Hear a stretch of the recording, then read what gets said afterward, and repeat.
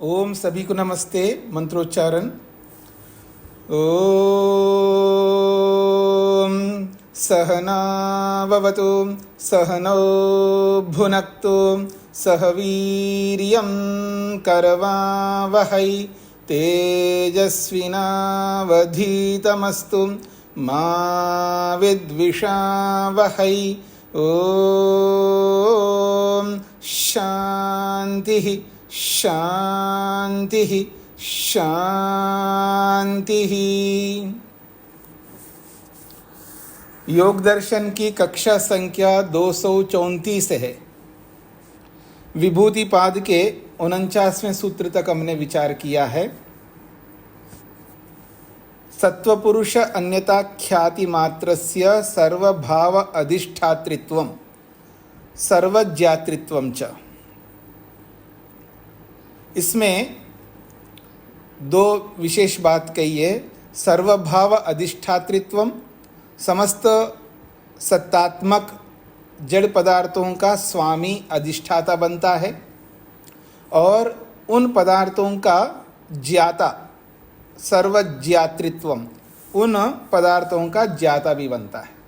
और ये किस परिस्थिति में? सत्वपुरुष अन्यता ख्याति मात्रस्य, जो सत्व और पुरुष को पृथक पृथक अनुभव करने वाला जो योगी है उसको ये उपलब्धि प्राप्त होती है। और इस उपलब्धि का सामूहिक नाम दिया है विशोका नाम सिद्धि। इसको विशोका नाम की सिद्धि माना है, यानी विशोका शोक रहित की अवस्था, जो पहले पाद में आपने पढ़ा है। विशोका व ज्योतिष्मति। तो ये जो विशोका व ज्योतिष्मति है, ये सत्वपुरुष अन्यता ख्याति को प्राप्त करने पर प्राप्त होती है। और सत्वपुरुष अन्यता ख्याति का अर्थ है सत्व को अलग और पुरुष को अलग। ये अपर वैराग्य की बात है। अब 50वें सूत्र में इस अपर वैराग्य को, इस विशोका नामक जो सिद्धि है, इससे भी विरक्त हो जाने पर वैराग्य की प्राप्ति होती है। और उसी पर वैराग्य में ही मुक्ति का टिकट प्राप्त हो जाता है। क्यों जी? ऐसा टिकट किसी को मिल जाए? क्यों जी? बस टिकट, ट्रेन टिकट, विमान का टिकट। हाँ, कल को आप में से कोई ऐसे भी हो सकता है कि रॉकेट का भी टिकट प्राप्त कर ले, हो सकता है। आज से 50 साल पहले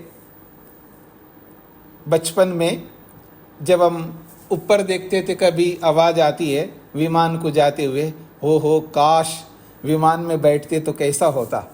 50 साल पहले। और आज तो विमानों में ही बैठ रहे हैं। उस समय कल्पना भी नहीं कर सकते थे। तो कल को आप रॉकेट में भी बैठ सकते हैं, उसका भी टिकट खरीद सकते हैं, उसका भी टिकट काट सकते हैं, उसका भी टिकट ले लिया। आपको कितनी खुशी होती होगी आप में से जिसको भी रॉकेट में टिकट मिल जाए। और उससे भी आके बढ़ कर के बोलूं, चंद्रमा में भी एक आप प्लाट खरीद ले। क्यों जी? ये अलग बात है। पर यहाँ मुक्ति का टिकट मिलना, ये तो पूरी दुनिया में अगर कोई मुक्ति का टिकट प्राप्त कर ले, एक व्यक्ति, पूरी दुनिया का, कितनी बड़ी उपलब्धि हो सकती है। और ये उपलब्धि के लिए कहा जा रहा है तद वैराग्याद अपि दोष बीजक्षये कैवल्यम। महत्वपूर्ण सूत्र है। तद वैराग्यादपि दोष बीजक्षये कैवल्यम। तद वैराग्यादपि, उस सत्वपुरुष अन्यता ख्याति से भी वैराग्य हो जाने से, उस विशोका नामक सिद्धि से भी वैराग्य हो जाने से। हाँ जी,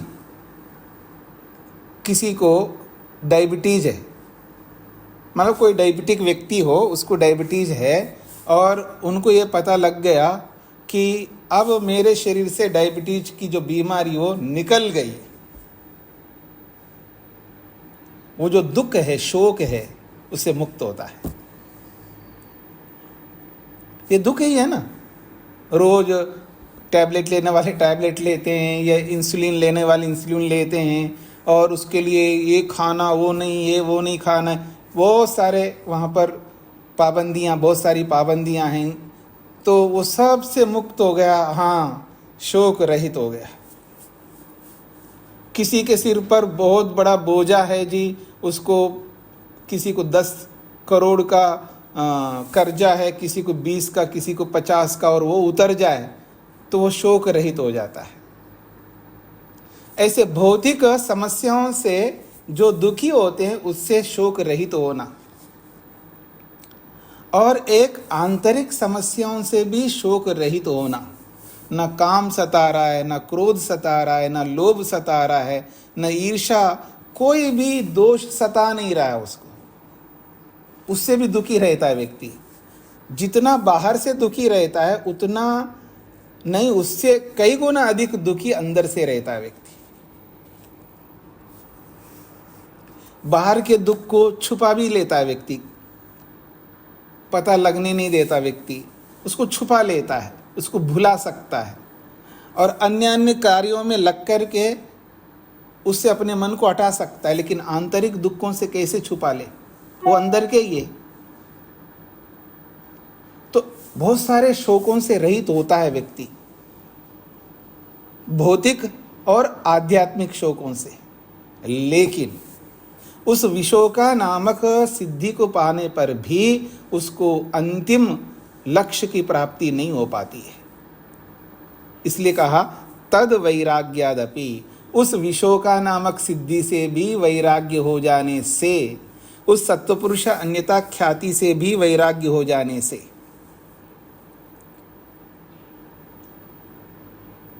इतना ही नहीं, दोष बीज क्षये, दोष रूपी बीजों का क्षय हो जाने से, यानी सप्तमी विभक्ति में है दोष बीज क्षय, दोष रूपी जो बीज है उसके क्षय हो जाने पर कैवल्यम, फिर तो कैवल्य है, उसके लिए मुक्ति है, मोक्ष है, और क्या बचा है? कुछ करने के लिए कुछ बचा ही नहीं है। विशोका नामक सिद्धि से सत्वपुरुष अन्यता ख्याति वैराग्य से भी वैराग्य हो गया, वैराग्य से भी वैराग्य हो गया, और दोष का बीज जो अविद्या है उसका भी विनाश हो गया, उसका भी क्षय हो गया। इन सब के हो जाने पर कैवल्य, मुक्ति, मोक्ष है उसके लिए, और कुछ बाकी नहीं रहा करने योग्य। उसके बाद तो मोक्ष ही, आत्यंतिको मोक्षः, भाष्यकार ने कहा है वो आत्यंतिक वियोग है, और उसका आत्यंतिक वियोग होना ही मोक्ष है, कैवल्य है। तो तद वैराग्याद अपि दोष बीज क्षये, दोषों का जो बीज है, अविद्या है, उस अविद्या के क्षय नष्ट हो जाने पर, विशोका नामक सिद्धि सत्वपुरुष अन्यख्याति से वैराग्य हो जाने पर भी, या हो जाने से कैवल्य, मुक्ति प्राप्त हो जाती है, मोक्ष प्राप्त होता है। भाष्य को देखिएगा, यदा अस्य एवं भवति, यदा अस्य एवं भवति क्लेश कर्म क्षये सत्वस्य अयं विवेक प्रत्ययो धर्म, यदा अस्य एवं भवति, जब इस योगी को ऐसा होता है, यदा अस्य एवं भवति, यदा जब अस्य इस योगी को एवं भवति ऐसा होता है, कैसा? क्लेश कर्म क्षये, क्लेश और उसके संस्कार, कर्म से यहाँ पर उसके संस्कार, क्लेश अविद्या, कर्म उसके संस्कार, इन दोनों का क्षय, क्षय हो जाने से, या क्षय हो जाने पर, सत्वस्य अयम विवेक प्रत्ययो धर्म, अयम विवेक प्रत्ययो धर्म, ये जो विवेक रूपी ज्ञान है, विवेक प्रत्यय, विवेक ज्ञान, अयम विवेक प्रत्यय, ये जो विवेक रूपी ज्ञान है, ये सत्वस्य धर्म, ये सत्व का धर्म है, अर्थात ये मन का धर्म है, मन में रहने वाला है। ये विवेक ज्ञान विवेक ख्याति कहाँ रहता है? मन में रहता है। इससे भी आप लोगों को स्पष्ट हो जाएगा कि विवेक ख्याति ज्ञान कहाँ रहता है? मन में रहता है। जड़ में ज्ञान रहता है, ये बोला जा रहा है। इसको अंडरलाइन कर लीजिएगा। सत्वस्य अयम विवेक प्रत्ययो धर्म, ये सत्व अर्थात मन का अयम विवेक प्रत्यय, ये विवेक रूपी ज्ञान जो है सत्वस्य धर्म, ये सत्व का धर्म है, अर्थात मन का धर्म है। सत्वम च हेय पक्षे न्यस्तम, और सत्व को हेय पक्ष में रख दिया है। सत्वम च, इस सत्व को, इस मन को, हेय पक्षे, त्याग करने के पक्ष में, न्यस्तम, रख दिया है। छोड़ने योग्य विषयों में इसको भी रखा है। क्या क्या छोड़ना है हमको? क्या क्या छोड़ना है हमको? अविद्या को छोड़ना है, संस्कारों को छोड़ना है। ऐसे छोड़ने योग्य जो जो है उन सब को एक पक्ष में रखा है। तो वैसे ही सत्वम च, इस सत्व को भी, इस मन को भी, हेय पक्षे न्यस्तम, ये हेय के पक्ष में अर्थात छोड़ने योग्य के पक्ष में न्यस्तम रख दिया है। ये सब त्याग करना है, इनको सबको छोड़ देना है। पुरुषश्च अपरिणामी शुद्धो अन्यः सत्वाद इति। बड़ी बात कही जा रही है कि पुरुषश्च, और ये जो पुरुष है, आत्मा है, जीवात्मा, अपरिणामी, ये अपरिणामी है। पुरुष को अपरिणामी इसलिए कहा जा रहा है क्योंकि ये जो सत्व है ये परिणामी है। सत्व रूपी जो मन है ये परिणामी है, बदलने वाला है। पर पुरुषश्च, और पुरुष अपरिणामी, ये अपरिणामी है और शुद्ध है। आत्मा कभी भी अपवित्र नहीं हो सकता, वो सदा मुक्त है, सदा शुद्ध है। स्वरूप में कभी अपवित्रता नहीं है। स्वरूप से बंधन में नहीं रहता है, स्वरूप में बंधन नहीं रहता है। बंधन तो कर्मों के कारण से है, कर्म करता है तो बंधन में आ जाता है, इसलिए शुद्ध है। सत्वाद अन्यः, और ये मन से बिल्कुल अलग है, सत्व से अलग है, समस्त जड़ पदार्थों से भी अलग है। सत्व एक तो प्रतीक है, एक उदाहरण मात्र है मन, सत्व से अन्यः अलग है। ये भेद बताया जा रहा, आत्मा और सत्व का भेद बताया जा रहा है, दोनों के बीच में अंतर बताया जा रहा है। सत्व तो परिणामी, वो बदलता रहता है।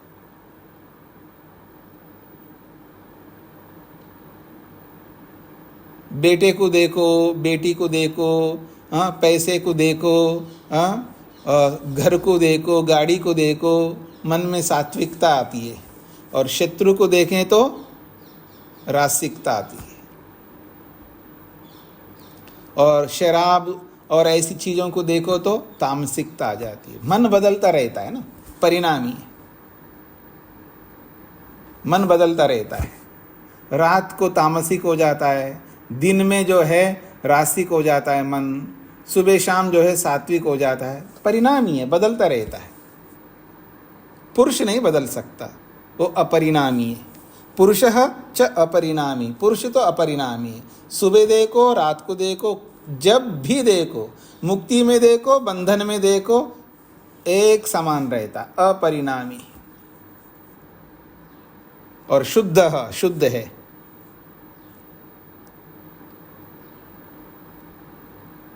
अच्छा, मैं आपसे पूछूं, अशुद्ध कौन वस्तु अशुद्ध होती है?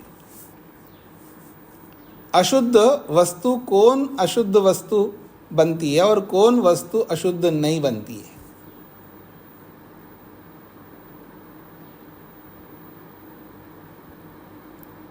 कोई बता सकते हैं आप में से?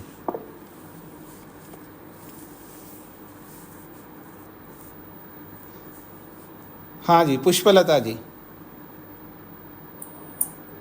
गुणों से युक्त वस्तु है सत्व रज तम से, वो अशुद्ध होगी। और जिसमें गुण नहीं है, जैसे आत्मा और परमात्मा, तो वो शुद्धि रहेगी। नहीं, गुण नहीं है वो तो ठीक बात है, गुण नहीं है ये तो ठीक बात है। प्रश्न ये है कि कौन सी वस्तु अशुद्ध होती है और कौन सी वस्तु अशुद्ध नहीं होती है। जो गुणों से बनी है, मतलब कार्य रूप में आती है, वो अशुद्ध रूप में होती है। और जो कार्य रूप में है, अपरिणामी है, वो शुद्ध रहेगी।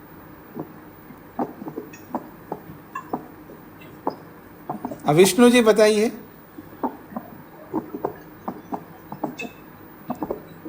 जिसमें कोई पदार्थ घुल मिल न सके। हाँ, जो जिसमें कोई वस्तु, बाहर की वस्तु आकर के घुल मिल ना सके, ठीक है ना। और जो वस्तु जैसी है ना, जिसमें कोई परिवर्तन नहीं होता, वो कभी अशुद्ध नहीं हो सकती। तो परिवर्तन तब होता है ना जब बाहर की वस्तु आ जाए उसमें, तब परिवर्तन होता है। जैसे कि कपड़ा है हमारा, इसको धोते क्यों हैं? कपड़े को धोते क्यों हैं हम लोग? चाहे मशीन से धो चाहे हाथ से धो, तो इसमें धूल आकर के चिपक जाता है, गंदगी आकर के इसमें चिपक जाता है, दुर्गंध आकर के इसमें चिपक जाता है, इसलिए अशुद्ध हो जाती है कपड़े। शरीर भी अशुद्ध होता है, कोई वस्तु, बाहरी वस्तु आकर घुल मिल जाती है। अच्छा, मन के अंदर कोई बाहर से वस्तु आकर के घुल मिल जाती है? बिल्कुल घुल मिल जाती है ना। जब मन जैसा है वैसा ही रहता है, तो उस बाहर के रूप को हम देखते हैं, रस को ग्रहण करते हैं, जो भी वो आकर के मन के अंदर आ जाता है, मन बदल जाता है। अविद्या आ जाती है, मन में बैठ जाती है, तो मन बदल जाता है। बाहर से कोई अतिरिक्त वस्तु आकर के उसमें मिल जाए तो अशुद्ध हो जाती है। पर आत्मा एक ऐसी वस्तु है, इसमें कोई भी वस्तु आकर के घुल मिल नहीं सकती है, इसमें प्रवेश ही नहीं हो सकता, वो जैसा है वैसा ही रहता है, इसलिए वो शुद्ध है। और एक बात, अगर सत्व है, केवल सत्व गुण अपने अलग अलग है, सत्व, रज अलग है, तम अलग है। सत्व का एक कण ले लीजिएगा, सूक्ष्म तत्व, सत्व का एक कण, एक पार्ट, एक इकाई, रज का एक इकाई, तम का एक इकाई।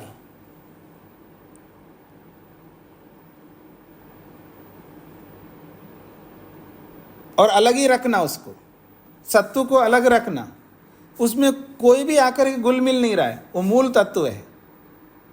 साम्य अवस्था की बात कर रहा हूं, तो वो भी शुद्ध रहेगा। जब असेंबलिंग होता है, जब उनको आपस में एकत्रित करके उसको संगठित करते हैं, संघात बनाते हैं, तब फिर वो मलिन हो जाता है। ऐसा आप समझ सकते हैं। तो जब कोई आकर के घुल मिलने लग जाता है, ये घुल मिलने का मतलब ऐसा नहीं कहना चाह रहा हूं सत्तू के अंदर रज प्रविष्ट करता है, ऐसा नहीं है। सत्तू सत्तू रहेगा, तम तम रहेगा, रज रज रहेगा, लेकिन वो संगठित हो जाते हैं, एक इकट्ठा रहते हैं, एक जगह ऐसे मानो चिपक गए हों, ऐसा रहते हैं। इतना निकट संयोग होता है, तब उसको मलिन हम कहते हैं। पर ऐसे इस तरह निकट संयोग आत्मा के साथ किसी भी तत्व का नहीं होता है, सब दूर ही रहेंगे, इसलिए ये शुद्ध है। इस रूप में आप समझ सकते हैं। तो पुरुषश्च अपरिणामी, पुरुष तो अपरिणामी है, वो बदलता नहीं है। मन इसलिए बदलता है क्योंकि उसमें तीन तत्व हैं, सत्व भी है, रज भी है, तम भी है, वो बदलते रहते हैं। जो बदलने वाला है, परिणामी है, वो ही मलिन हो सकते हैं। जो परिणामी नहीं है वो कभी भी मलिन नहीं हो सकते। इसलिए आत्मा शुद्ध है, पवित्र है। अपरिणामी वस्तु कभी अशुद्ध हो सकती है, परिणामी प्रत्येक वस्तु अशुद्ध होती है। परिणामी प्रत्येक वस्तु अशुद्ध हो सकती है। हो सकती क्या? होती है। अपेक्षा से हम लोग उनको बोल देते हैं ये शुद्ध है जी, दूध बिल्कुल शुद्ध है, क्योंकि जब तक वो खराब नहीं होगा तब तक शुद्ध रहेगा। अथवा उसमें पानी नहीं मिला है तो भी शुद्ध रहेगा, पानी मिलाते ही अशुद्ध हो जाएगा। ऐसा शुद्ध घी प्राप्त होता है। यहाँ पर हमारे दुकान में शुद्ध घी मिलता है, मतलब उसमें कोई मिलावट नहीं है, इस रूप में वो शुद्ध है। और घी बहुत पुराना हो गया तो भी वो शुद्ध है, पर खाने योग्य नहीं है। दवाई के रूप में, मेडिसिन के रूप में वैद्य लोग उसका बहुत प्रयोग करते हैं, वो अलग चीज है।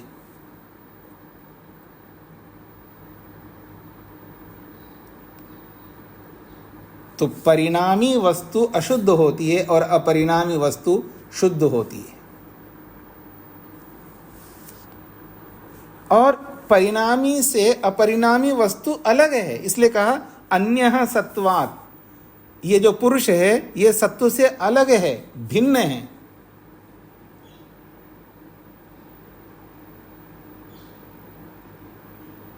और इन दोनों का जो पृथकत्व का अनुभव है ना, ये बहुत महत्वपूर्ण है। यही तो विवेक ज्ञान है, विवेक प्रत्यय।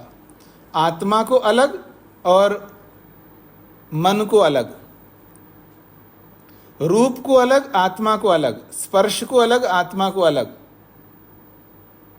ये सारी अनुभूतियां जब व्यक्ति करता है, इससे पता लगता है कि चाहे मैं कितना ही प्राप्त करूं, कितना ही रूप को देखूं, कितना ही रस चखूं, कितना ही स्पर्श करूं, कितना ही शब्द सुनूं, कितना ही सूंघूं, ये सब मेरे से अलग ही रहेंगे। मुझ आत्मा के पास आकर के निकट चिपक भी नहीं सकते, मेरे आत्मा में आ ही नहीं सकते, सब अलग रहेंगे। वो अलग, मैं अलग। ये जब बोध होता है, यही है विवेक प्रत्यय। और ये विवेक प्रत्यय जो बोध हो रहा है, ये मन में ही हो रहा है, मन में ही रहता है। बस इतने मात्र से कैवल्य नहीं मिलेगा, इसमें भी वैराग्य हो जाएगा, तो फिर ईश्वर का बोध होता है, फिर पर वैराग्य होता है, तब ये कैवल्य की बात कही है। तो आइए, यदा अस्य एवं भवति, जब इस योगी को ऐसा होता है, कैसा? क्लेश कर्म क्षये, क्लेश और क्लेशों के संस्कार कहिएगा, कर्मों का संस्कार कहिएगा, इन सब के नष्ट हो जाने पर सत्वस्य अयम विवेक प्रत्ययो धर्म, अयम विवेक प्रत्यय धर्म, ये जो विवेक रूपी ज्ञान है ये सत्वस्य धर्म, ये मन का धर्म है, क्योंकि विवेक ज्ञान मन में रहता है। सत्वम च हेय पक्षे न्यस्तम, और इस सत्व को त्याग करने के पक्ष में रखा है। पुरुषश्च अपरिणामी, और पुरुष जीवात्मा अपरिणामी है, शुद्ध पवित्र है। सत्वाद अन्यः, और ये मन से बिल्कुल अलग है। एवं अस्य ततो विरज्यमानस्य यानि क्लेश बीजानि दग्धशाली बीज कल्पानि अप्रसव समर्थानि तानि सह मनसा प्रत्यस्तम गच्छन्ति। बड़ा वाक्य है। एवं अस्य, एवं इस प्रकार से, अस्य इस योगी का, इस योगी के, ततो विरज्यमानस्य, ततः विरज्यमानस्य, उस विवेक प्रत्यय रूपी धर्म से विरज्यमानस्य, विरक्त हुआ इस योगी का, या इस योगी के, क्योंकि विवेक ज्ञान से युक्त जो मन है उससे भी विरक्ति होना चाहिए, उससे भी विरक्त होना चाहिए, उससे भी ऊपर उठना चाहिए, उसी में नहीं रहना चाहिए। यद्यपि शोक रहित अवस्था है, वो बड़ा अच्छा लगता है। जब व्यक्ति शोकातुर होता है ना, तो उसको दुख प्राप्त हो रहा होता है। समझने का प्रयत्न करना। जब कोई व्यक्ति शोकी है, शोकातुर है, यानी शोक कर रहा है, इसका मतलब है दुखी हो रहा है, यानी दुख को प्राप्त कर रहा है। और जब शोक रहित होता है तो इसका अर्थ है सुख को प्राप्त कर रहा होता है व्यक्ति, सुकून अनुभव कर रहा है, सुख की अनुभूति कर रहा है। जब संप्रज्ञात समाधि की अवस्था में आत्मा पंचमहाभूतों का दर्शन करता है, तन्मात्राओं का दर्शन करता है और इंद्रियों का दर्शन करता है, ज्ञानेंद्रियों कर्मेंद्रियों का दर्शन करता है, मन का भी दर्शन कर लेता है, अहंकार का दर्शन कर लेता है, महतत्व रूपी बुद्धि का दर्शन कर लेता है, और तो और सत्वर स्तंभ का भी दर्शन कर लेता है। इन सब का दर्शन करने पर उसको एक सुकून प्राप्त होता है, आनंद की अनुभूति होती है, मन सात्विक होता है उस समय, और सात्विक मन से सात्विक आनंद को प्राप्त हो रहा होता है। मन के अंदर जो सुख है, याद रखना, मन के अंदर अनकाउंटेबल अनलिमिटेड सुख है, लेते रहो मन से, अंदर ही अंदर से। तो शोक रहित तो होता है, उस आनंद में जब रहता है तो बड़ा अच्छा लगता है व्यक्ति को, उसको पकड़े रखता है। फिर उसे वैराग्य क्यों करे जब इतनी अच्छी स्थिति है? लेकिन क्या करे, सोना पड़ता है उसको, रात होते सोना पड़ता है, भूख लगती तो खाना पड़ता है, स्नान करना पड़ता है, और भी बहुत सारे काम करने पड़ते हैं। ये सब ना करूं ऐसा चाहेगा वो, ये भी ना करूं, इनसे भी मुक्त हो जाना चाहता हूं मैं। ऐसी परिस्थिति जब उसको एहसास होती है तब वो ईश्वर की ओर और विशेष रूप से अग्रसर होता है, और ईश्वर की ओर और ज़्यादा उसके अंदर एक तमन्ना उत्पन्न होती है, एक अभिलाषा उत्पन्न होती है, एक उत्कट इच्छा उत्पन्न होती है, क्योंकि उसको आनंद में रहना है।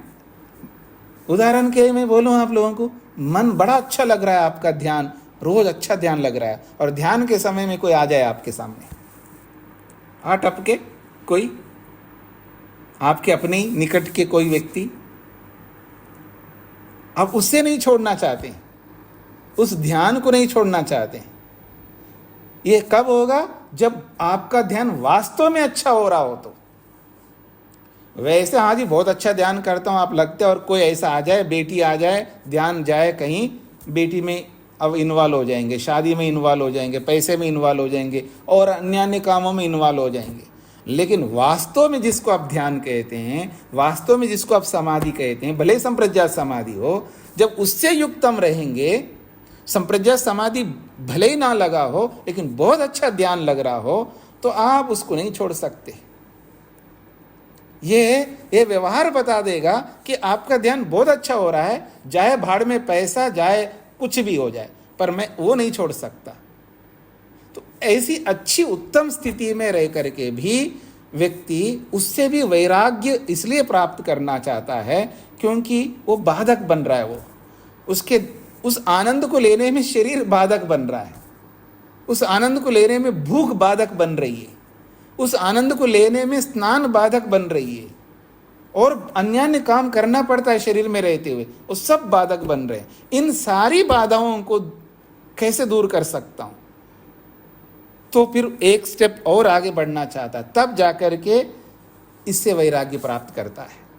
यही कहना चाह रहे, एवं अस्य ततो विरज्यमानस्य, एवं अस्य विरज्यमानस्य, इस विरक्त हुए का, किससे? ततः, उस विवेक प्रत्यय वाले मन से। जब उससे भी विरक्त होता है तो यानी क्लेश बीजानी, और जितने भी क्लेश के बीज हैं, अविद्या, उस अविद्या रूपी क्लेश के बीजों को दग्धशाली बीज कल्पानी, दग्धशाली बीज कल्पानी, कल्पानी का अर्थ होता है समान, और शाली कहते हैं, शाली ये चावल का नाम है, चावलों के अलग अलग नाम होते हैं ना, शाली चावल होता है, और दग्ध का मतलब जले हुए, भुने हुए, तो भुने हुए चावल के बीज के समान। कल्पानी का मतलब, कल्प का अर्थ होता है समान, बीज का मतलब बीज, शाली का मतलब है चावल का नाम, और दग्ध का मतलब जले हुए, भुने हुए चावल के बीज के समान हो जाते हैं। कौन? क्लेश बीजानी, जो क्लेश के जो बीज है, क्लेश के जो बीज रूपी जो अविद्या है, वो क्लेश रूपी बीज की अविद्या जो है वो ऐसी बन जाती है जैसे कि जले हुए या भुने हुए चावल के बीज के समान। एक और विशेषण दिया है, अप्रसव समर्थानि। प्रसव का मतलब उत्पन्न, समर्थ का मतलब समर्थ। प्रसव समर्थानि का अर्थ होगा उत्पन्न होने में समर्थ, और अप्रसव समर्थानि का मतलब है उत्पन्न होने में असमर्थ। अब ये उत्पन्न होने में असमर्थ हैं कौन?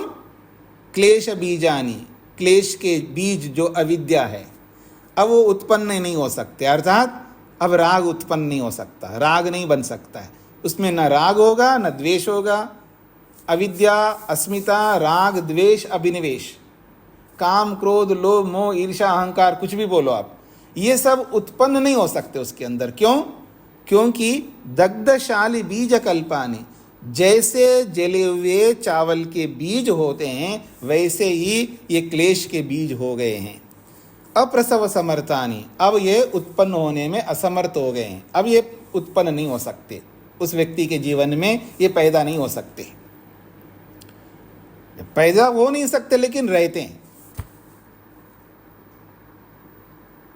जले हुए रहते हैं। जैसे आप बीजों को जला के भून करके रख दो, जैसे चने रखते हैं आप अपने घरों में, कभी रखा करें, क्या पता कभी जुकाम हो जाए, कभी कुछ सर्दी हो जाए, तो आप कुछ ऐसी चीज़ें खाओ जिससे कि वो आपको थोड़ा उसको रोक सके। कई बार नाक टपक रहा होता है स्टार्टिंग में, तो भुने हुए चने खाएंगे तो थोड़ा उसको गाढ़ा कर देगा, बार बार जो नाक साफ करना पड़ता है वो नहीं करना पड़ेगा। तो जले हुए भुने हुए चने रहना चाहिए, कभी कभी नहीं, मतलब घर में स्टॉक हमेशा कुछ ना कुछ रखना चाहिए। तो अब वो उसका कोई मतलब नहीं, उसको बो नहीं सकते, उग नहीं सकता वो। तो जैसे भुने हुए चने होते हैं वैसे ही यहाँ पर दिया है, भुने हुए चावल के बीज के समान ये क्लेश हो जाते हैं। और अप्रसव समर्थानि, अब ये प्रसव होने में अर्थात उत्पन्न होने में असमर्थ हो जाते हैं, अर्थात योगी के मन में कभी भी राग, द्वेष, मोह ये उत्पन्न नहीं हो सकते, कभी भी नहीं हो सकते। क्यों? है वो, लेकिन भुने हुए हैं, उत्पन्न नहीं हो सकते, ऐसे रहते हैं। और कब तक रहते हैं? जब तक वो अपने कारण में विलीन नहीं होते तब तक रहेंगे। उसी के लिए कह रहे हैं तानी, तानी वो जले हुए भुने हुए के समान जो क्लेश बीज है वो मनसा सह, मन के साथ साथ प्रत्यस्तम गच्छन्ति, अपने कारण में विलीन हो जाते हैं।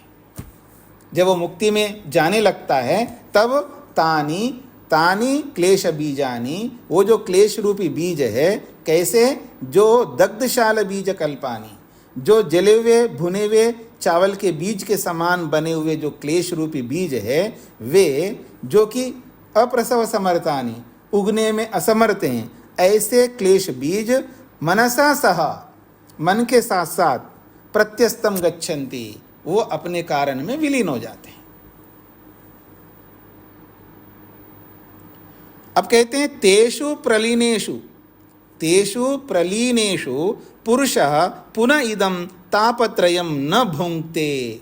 बड़ी बात कही है, तेषु प्रलीनेषु, उन क्लेशों के अपने कारण में विलीन हो जाने पर, उस मन सहित उन क्लेशों के अपने कारण में विलीन होने पर, मन सहित का मतलब ये समझ लीजिएगा, केवल मन ही विलीन नहीं होता है, मन के साथ साथ जो 17 प्रकार के जो सूक्ष्म शरीर के और भाग हैं, मन सहित वो जो 17 प्रकार के सूक्ष्म शरीर के जो और घटक हैं, वो सब के सब अपने कारण में विलीन हो जाते हैं। जब वो अपने कारण में विलीन होते, इसका अर्थ है स्थूल शरीर भी विलीन हो ही गया, पहले पंचतत्व में विलीन हो गया, जल करके राख बना दिया आपने, ऐसा समझ लीजिएगा। तब पुनः इदम तापत्रयम, फिर ये तापत्रय को, ये 3 प्रकार के दुखों को न भुंगते, फिर वो योगी, वो आत्मा फिर नहीं भोग सकता। तापत्रयम 3 ताप कहते दुखों को, ताप त्रयम, त्रयम 3, ताप दुख, 3 दुखों को न भुंगते, फिर नहीं भोग सकता वो। तीन दुख कौन से? आध्यात्मिक दुख, आदि दैविक दुख और आदि भौतिक। आध्यात्मिक, आदि भौतिक और आदि दैविक, ये तीनों प्रकार के दुखों को नहीं भोगता वो, क्योंकि मुक्ति में चला गया। ये इसका अभिप्राय है। तेषु प्रलीनेषु, मन सहित उन क्लेशों के प्रलीन हो जाने पर पुरुषः, ये आत्मा, पुनः दोबारा इदम तापत्रयम, ये तीन प्रकार के दुखों को न भुगते, नहीं भोग सकता। तदा एतेषां गुणानां मनसि कर्म क्लेश विपाक स्वरूपेण अभिव्यक्तानां चरितार्थानां प्रतिप्रसवे पुरुषस्य आत्यांतिको गुण वियोगः कैवल्यम। कहते हैं तदा, तब, एतेषां गुणानां, इन गुणों का मनसी, जो मन में रहने वाले तीन गुण हैं, सत्वरस्तम गुण, मनसी, मन में रहने वाले इन गुणों का, या मन में रहने वाले कर्म क्लेश विपाक स्वरूपेण अभिव्यक्ता नाम, जो कर्म के रूप में, क्लेश के रूप में, विपाक के रूप में जो अभिव्यक्त होते हैं मन के अंदर। मनसी, मन में, मनसी जो है सप्तम विभक्ति का एक वचन है। मनसी, मन के अंदर, तदा एतेषां गुणानाम, इन गुणों के,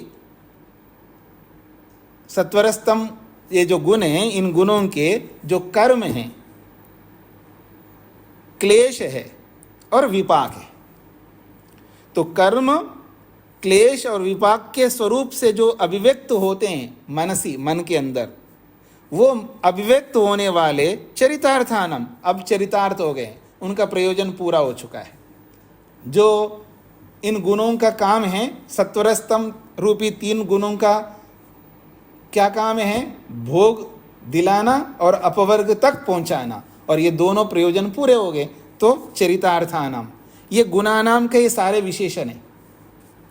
चरितार्थानाम कर्म क्लेश विपाक स्वरूपेण अभिव्यक्तानाम एतेषां गुणानाम, एतेषां गुणानाम, इन गुणों का, किन गुणों का? कर्म क्लेश विपाक स्वरूपेण अभिव्यक्तानाम गुणानाम चरितार्थानाम, चरितार्थ हुए इन गुणों का। कैसे हैं ये गुण? कर्म क्लेश विपाक स्वरूपेण अभिव्यक्तानाम, ये गुण ऐसे नहीं है, ये कर्मों के, क्लेशों के, विपाक के रूप में अभिव्यक्त हैं इन गुणों में। ऐसे इन गुणों का प्रतिप्रसवे, जब ये सारे गुण प्रतिप्रसवे अपने कारण में विलीन हो जाते हैं, अस्य, इस योगी का, आत्यंतिकः गुण वियोग, नितांत गुणों के साथ वियोग हो जाता है। और नितांत गुणों के साथ वियोग होना ही कैवल्यम, कैवल्य कहलाता है।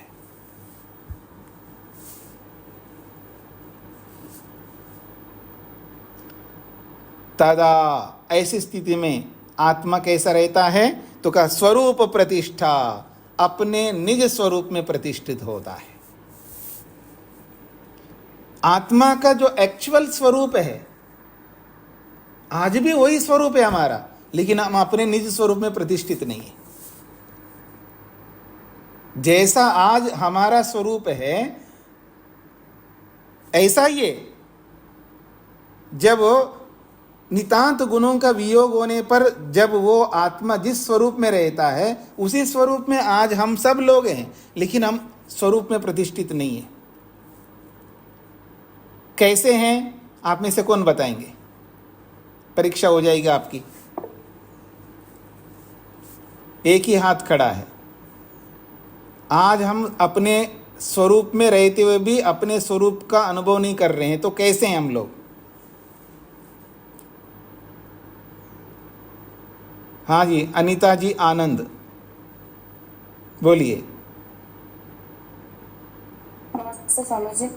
स्वामी जी, विच्छान अवस्था है सांसारिक अवस्था में। नहीं, ये उत्तर मेरे को नहीं चाहिए। एक्चुअल वास्तविक, अनीता जी आर्य। स्वामी जी, अविद्या से ग्रस्त हैं। ये भी उत्तर नहीं चाहिए। शेखर जी। स्वामी जी, हम सदाई अपरिणामी और शुद्ध हैं। नहीं, वो तो हैं, ये कहना चाह रहे हैं वो हमेशा अपरिणामी शुद्ध हैं, लेकिन यहाँ बोला जा रहा है ना, जब कैवल्य होता है तदा जीवात्मा स्वरूप प्रतिष्ठा, अपने निज स्वरूप में प्रतिष्ठित होता है। अर्थात आज नहीं है, आज भी है, लेकिन आज हम उस स्वरूप प्रतिष्ठा को अनुभव नहीं करते हैं, तो क्या अनुभव करते हैं हम लोग, ये प्रश्न है। पहले प्रश्न को समझना है आपको कि जीवात्मा जब गुणों का आत्यंतिक वियोग होता है तो कैवल्य होता है। उस कैवल्य में आत्मा कैसा रहता है?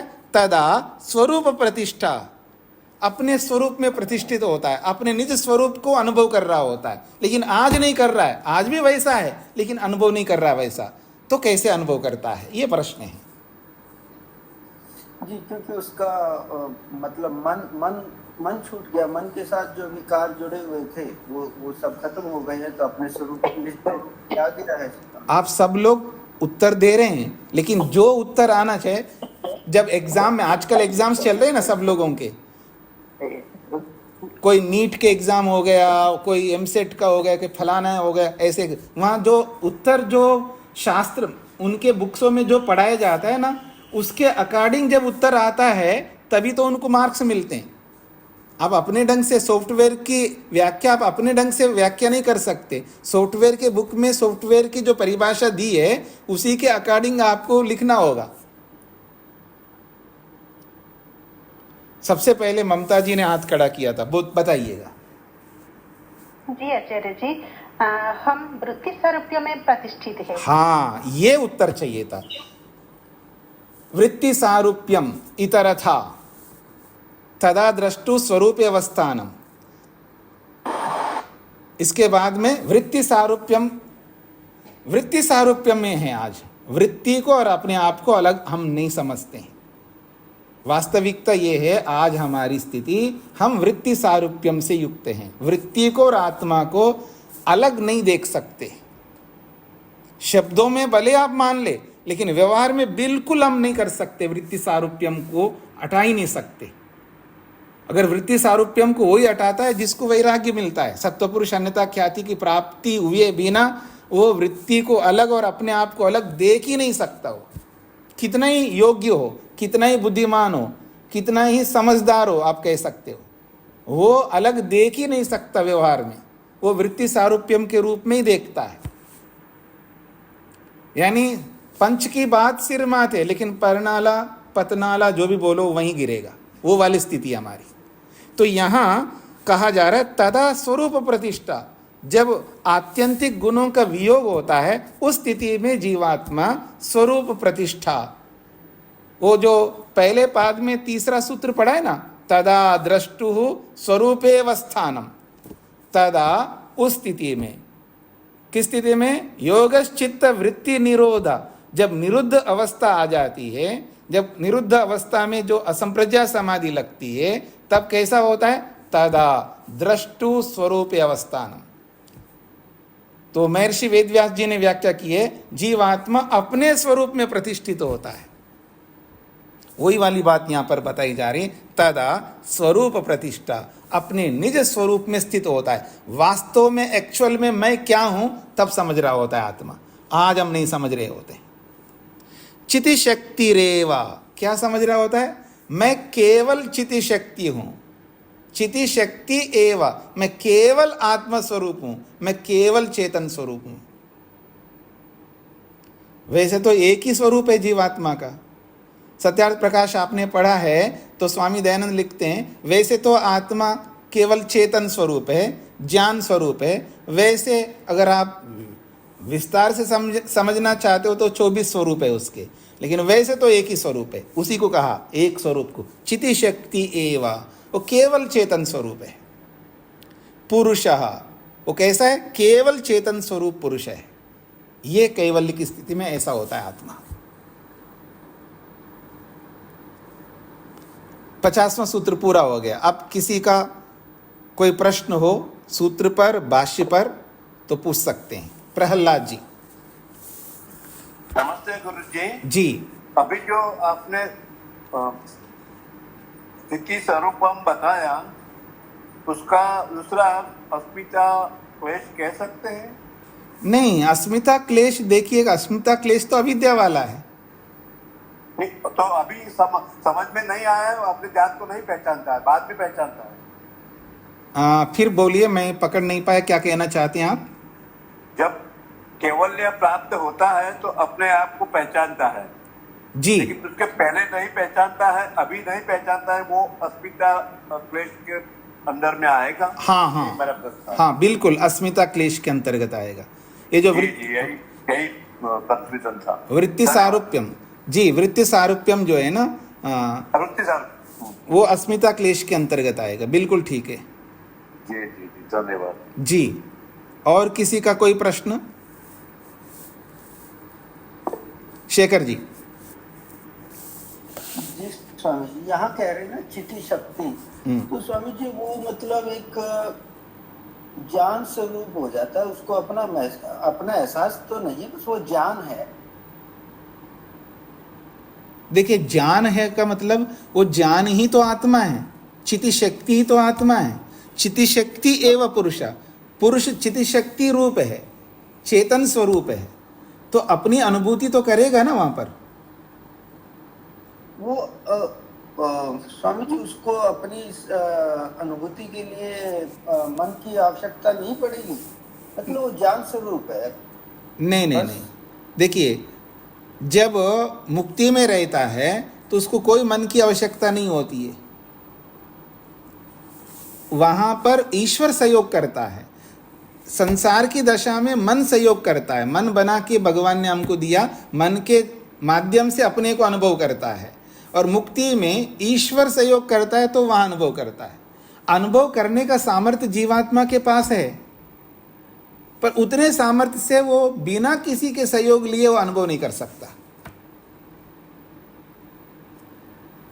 स्वामी जी इसको ऐसा नहीं देख सकते, अशुद्ध मन होने से उसको अपना गलत महसूस होता है। जब मन शुद्ध हो जाता है तो वो जो अपना बस वो खत्म हो गया, वो तो अपना एक चिति शक्ति है। देखिए, दो बातें हैं। आपकी बात भी सही है कि आप वस्तु का यथार्थ स्वरूप को जब आप बताएंगे, वो चिति शक्ति है, आत्मा एक चिति शक्ति ही है। वहाँ ये नहीं प्रस्तुत किया जा रहा है कि वो उसको मैं अनुभव करता हूँ या नहीं करता हूँ, वो प्रस्तुत है। बस वस्तु का एज इट इज़ वस्तु को प्रेजेंट किया जा रहा है, ये वस्तु ऐसी है, लेकिन वो वस्तु अनुभव करने वाली भी है। जैसे मान लीजिएगा पुस्तक है, पुस्तक अपने आप कुछ अनुभव नहीं कर सकती, पुस्तक पुस्तक रूप में ही है, लेकिन आत्मा आत्मा के रूप में, लेकिन वो आत्मा आत्मा के रूप में होते हुए भी अपने आप को एहसास भी करता है। मतलब ये कह रहे हैं कि आत्मा कहता है कि मैं आत्मा हूँ, ऐसा स्टेटमेंट कह सकते हैं आप? हाँ जी, बिल्कुल कह सकते हैं, बिल्कुल, क्योंकि चेतनत्व का यही तो अर्थ है ना। चेतनत्व, जैसे जड़ और चेतन में यही अंतर है। जड़ वस्तु एज इट इज जैसी होकर के भी वो अपनी अनुभूति नहीं कर सकती है, उसके अंदर वो सामर्थ्य नहीं है, लेकिन आत्मा एज इट इज जैसा है वैसा फील भी कर सकता है। जी जी जी साहब। हाँ जी, और किसी का कोई प्रश्न?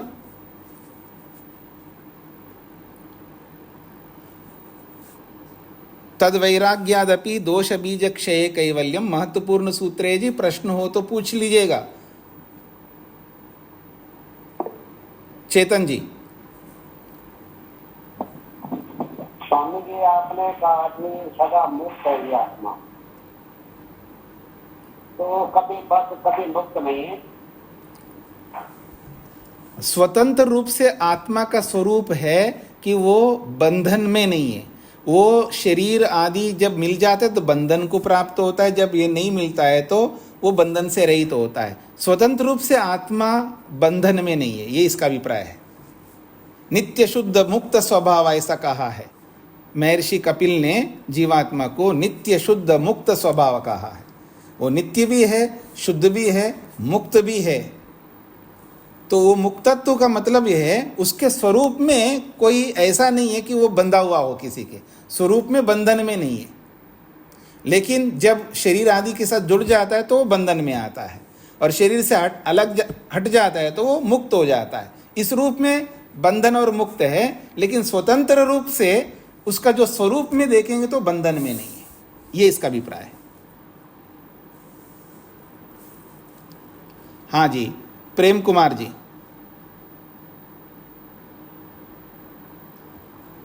नमस्ते स्वामी जी। जी सत्वम च हे पक्षे न्यस्तम, ये जी। समझ नहीं आया इसका क्या?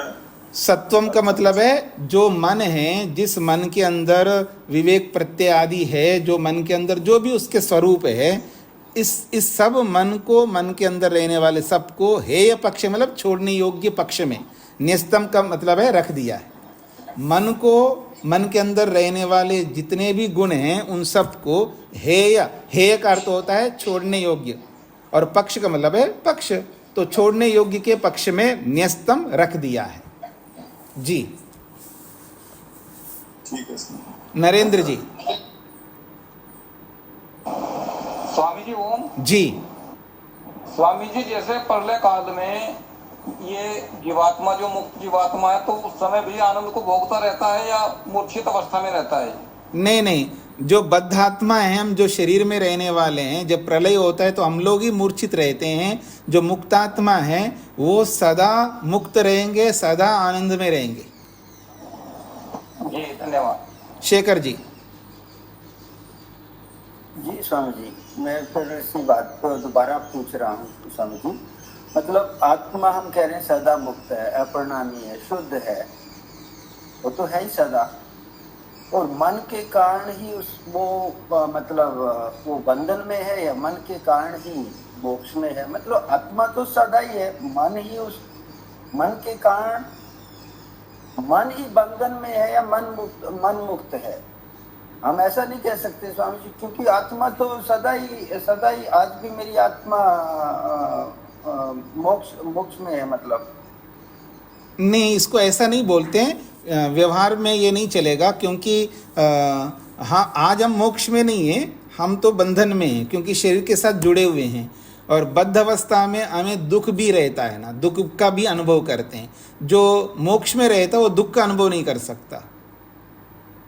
शरीर के साथ और सूक्ष्म शरीर के साथ बंधे हुए होने के कारण से हमें रोना भी होता है, हंसना भी होता है, हमें सोना भी होता है, खाना भी होता है, बहुत कुछ कर्म करने होते हैं।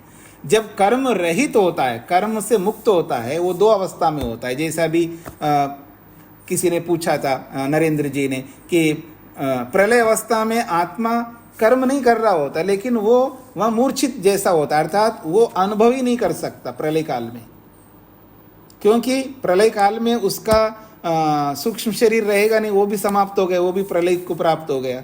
बिना साधन के वो अनुभव ही नहीं कर सकता, मानो मूर्छित जैसा रहता है, अनुभूति नहीं कर पाता है, क्योंकि अनुभूति करने का सामर्थ्य है, लेकिन उसको सहयोग करने के लिए ना ईश्वर सहयोग करेगा और ना ही प्रकृति सहयोग कर सकती है।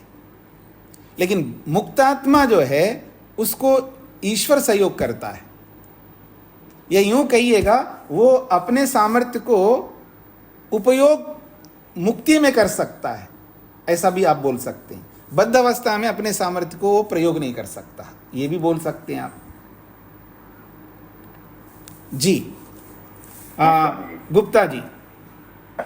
नमस्ते स्वामी जी। जी स्वामी जी, जो हमारा जो दग्ध भी जो होते हैं, जो हमारा कर्माशय है, वो भी दग्ध भी हो जाता है या वो तो नहीं होता जी? वो इसके दो पक्ष पहले मैंने बताए थे ना, जो हमारे फल देने वाले कर्म हैं वो दग्ध बीज, वो भी सब समाप्त होते हैं, ऐसा कुछ लोगों का पक्ष है, और कुछ लोगों का पक्ष है वो नहीं समाप्त होते हैं। बाकी अविद्या समाप्त होती है, और जो कर्मों के जो संस्कार है, जिसको हम वासना कहते हैं, वो भी समाप्त हो जाती है। लेकिन फल देने वाले जो कर्म हैं, जिनके कारण से आगे शरीर आदि देगा परमात्मा, वो समाप्त नहीं होते हैं। कुछ लोगों का पक्ष है, और होते हैं कुछ लोगों का पक्ष है। जी धन्यवाद स्वामी जी। हाँ जी, कुसुम जी। नमस्ते स्वामी जी। हाँ जी। स्वामी प्रलय अवस्था में जीवात्मा 4 अरब 32 करोड़ तक सुसुप्ति अवस्था में पड़ा रहता है। हाँ जी, 4 अरब 32 करोड़ तक। जी धन्यवाद। अनीता आर्य जी। ओम स्वामी जी प्रणाम। जी। स्वामी जी ये जो प्रलय अवस्था में सत्व रज और तम तीनों का अलग अलग अस्तित्व ऐसा समझेंगे? हाँ जी, तीनों अलग अलग रहेंगे। जी जी जी स्वामी जी। सरोज जी। नमस्ते स्वामी जी। जी। स्वामी जी, हम मुक्त से ये भी समझ सकते हैं कि जीवात्मा कर्म करने के लिए स्वतंत्र है? नहीं, वहां कर्म नहीं करता है ना, मुक्ति में कर्म नहीं करता, केवल आनंद भोगता है। कर्म केवल शरीर में ही करता है। जी। माता शकुंतला जी।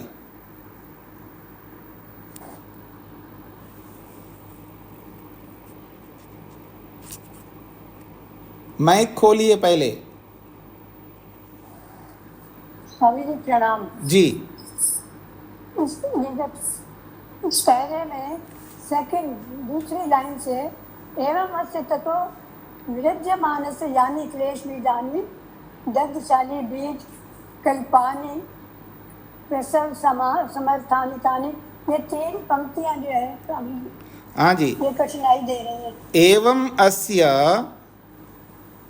विरज्यमानस्य, इस विरक्त हुए योगी का, ततः किससे विरक्त हुआ? ततः उस विवेक प्रत्यय से युक्त मन से। ततः का मतलब है उस विरक्त विवेक प्रत्यय ज्ञान से युक्त जो मन है उससे विरक्त हुए इस योगी का, यानी क्लेश बीजानी, जितने भी क्लेश के बीज अविद्या है वो कैसे बन जाते हैं? दग्धशाली बीज कल्पानी, जले हुए या भुने हुए चावल के बीज के समान हो जाते हैं। जब भुने हुए चावल के बीज के समान होते हैं तब वो अप्रसव समर्थानी, उगने में समर्थ नहीं होते हैं। ऐसे जो बीज है मनसा सह तानी, तानी वो सारे के सारे बीज मनसा सह, मन के साथ साथ प्रत्यस्तम गच्छन्ति, अपने कारण में विलीन हो जाते हैं। हो गया?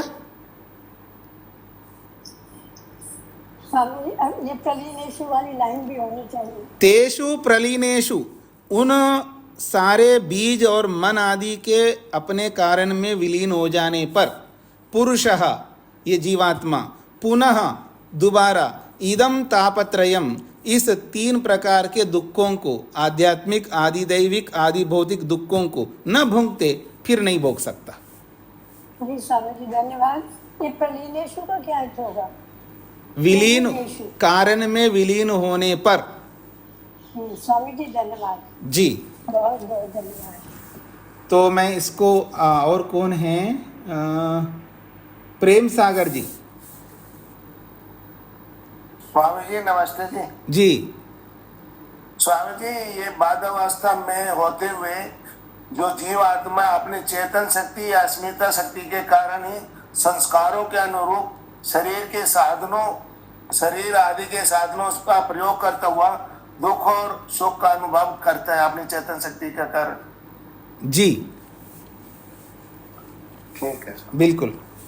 तो मैं इसको यहीं पर विराम दे रहा हूँ और आगे जो सूत्र आ रहा है 51, ये बहुत ही महत्वपूर्ण सूत्र है। मैंने अनेक बार आप लोगों को संकेत किया था कि एक सूत्र ऐसा आएगा योगी के विषय में कि कौन व्यक्ति गिरता है, कौन व्यक्ति वापस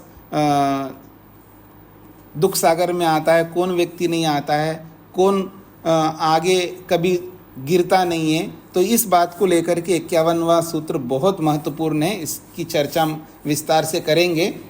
ओम शांति शांति शांति।